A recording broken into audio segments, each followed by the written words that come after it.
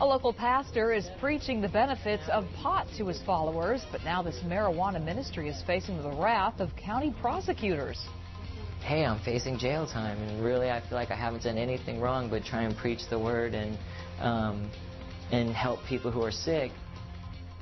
Welcome back. I'm Michelle Tuzzi. I'm Mark Brown. While LA city leaders struggle to figure out how to deal with the hundreds of medical marijuana dispensaries that have sprung up all over town, law enforcement is targeting alleged lawbreakers. One who's now out of business is a pastor who built his ministry around marijuana.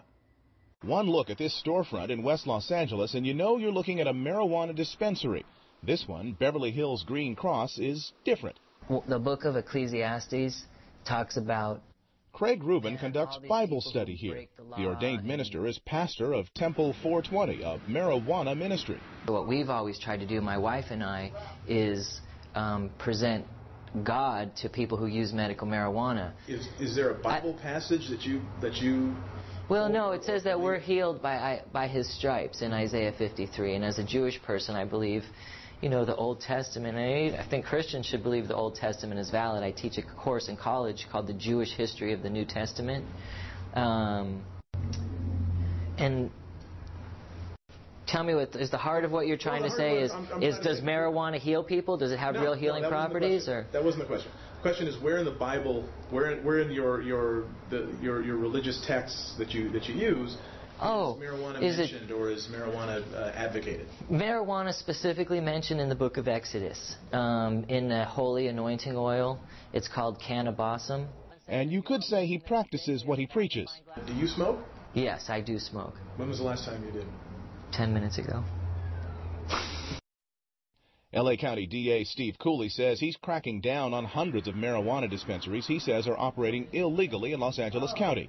Cooley says religion is just another way dope dealers try to get around the law to make a profit. I want to reach out to people who do smoke pot and let them know that God still loves them and they're welcome to come to church, you know, and that it isn't a sin to smoke pot. I think they're frauds and they're corrupt and they should be pursued by those in positions of law enforcement authority.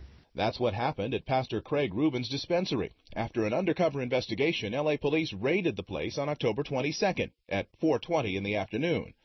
Rubin is in big trouble. He was already on probation after being convicted previously of marijuana possession for sale. Now he's facing those same charges again, plus a possible probation violation that could send him to prison for years.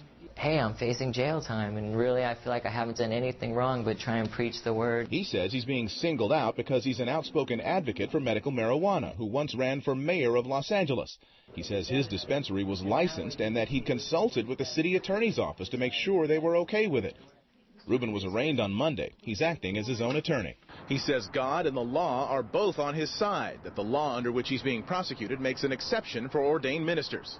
And yes, that's one of his supporters behind him, smoking a joint right outside the courthouse. The state makes an exception for duly ordained ministers to run psychological clinics, and we do provide psychological counseling and services, biblical services. Pastor Craig Rubin is due back in court in January, representing himself and his beliefs with his freedom on the line. And Pastor Rubin says he has the documentation to prove his innocence, and he's ready to go to trial. He is undeterred by the fact that the last time he acted as his own attorney, he was convicted.